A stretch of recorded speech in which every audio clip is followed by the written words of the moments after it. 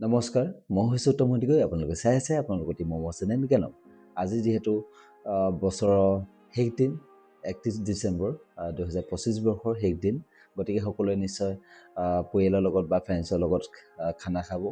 আৰু 2025 বৰ্ষত আপোনালোকে যিখিনি সপোন দেখিছিলে সেই সপোনখিনি পূৰণ হ'ল নে নহ'ল নিশ্চয় কমেণ্ট কৰিব।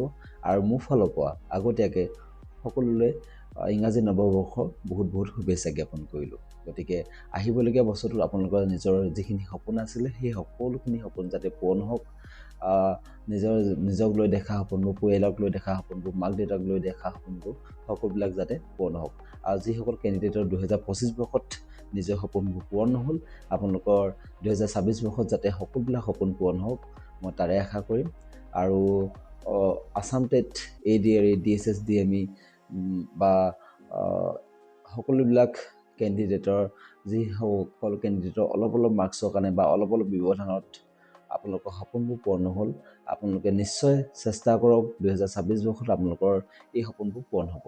আৰু নিজৰ যিটো এইম আছিলে এইমটোত ফ'কাছ ৰাখক, আপোনালোকে নিজৰ বেষ্ট দিয়ক। আপোনালোকে নিশ্চয় নিজৰ সপোনবোৰ পূৰণ হোৱাৰ লগতে নিজৰ মা দেউতা মুখত হাঁহি বিৰিঙাবলৈ সক্ষম হ'ব। গতিকে মই আশা কৰোঁ আপোনালোকে যাতে 2026 বৰ্ষত নিজৰ বেষ্ট দিয়ে। আৰু সকলোবিলাকে কৈছোঁ যিসকলে 2025 বৰ্ষত নিজৰ সপোনবোৰ কিছুমান আধৰুৱা হৈ থাকিল, 2026 বৰ্ষত নতুন সপোনৰ লগতে আপোনালোকে পূৰণ কৰিবলৈ চেষ্টা কৰক। আৰু ময়ো 2026 বৰ্ষত আপোনালোকৰ বাবে যিসকল কেণ্ডিডেটে নিজৰ কম্পিটিটিভ এক্সামৰ বা ADRE হওক, আছাম পুলিচ হওক, DSS, DME, আছাম টেটৰ সকলোবিলাক পৰীক্ষাৰ বাবে সাজু হ'ব বিচাৰিছে বা সাজু হৈছে, মই তেওঁলোকৰ বাবে মেথছৰ ক্লাছ লৈ আহিম। গতিকে আপোনালোকে চাই ভাল পাব বুলি মই আশা কৰোঁ।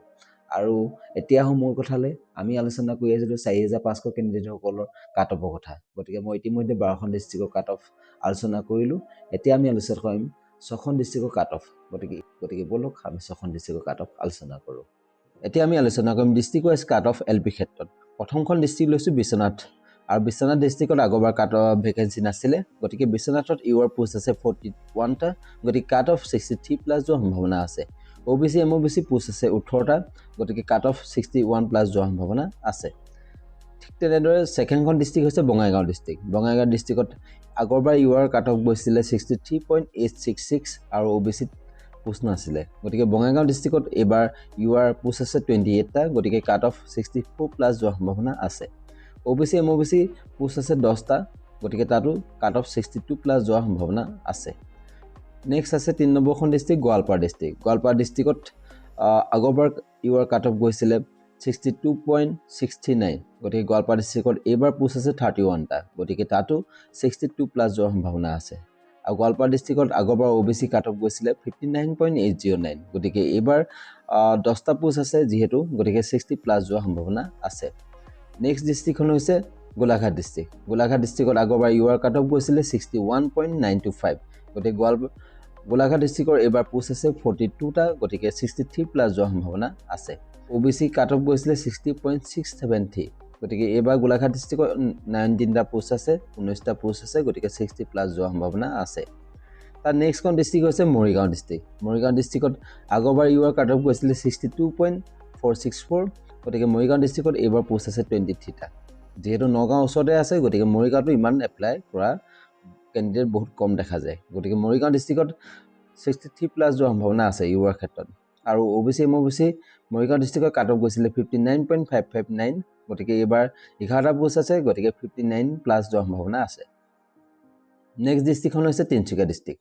তিনিচুকীয়া ডিষ্ট্ৰিক্টত আগৰবাৰ ইউআৰ কাট অফ গৈছিলে 60.920, গতিকে তিনিচুকীয়া ডিষ্ট্ৰিক্টত এইবাৰ 31টা পোষ্ট আছে, গতিকে 60+ যাব ইউআৰ ক্ষেত্ৰত। আৰু OBC ক্ষেত্ৰত তিনিচুকীয়া ডিষ্ট্ৰিক্টৰ কাট অফ গৈছিলে 59.797, গতিকে তিনিচুকীয়া ডিষ্ট্ৰিক্টত এইবাৰ 16টা পোষ্ট আছে, গতিকে 58+ যোৱাৰ সম্ভাৱনা আছে। গতিকে এইখিনি আছিলে আজি 6খন ডিষ্ট্ৰিক্টৰ কাট অফ। গতিকে মই নেক্সট যিখিনি ডিষ্ট্ৰিক্ট আছে সেই ডিষ্ট্ৰিক্টখিনিৰ ওপৰত অতি সোনকালে 2026 বৰ্ষতে মই কাট অফৰ ভিডিঅ' লৈ আহিম।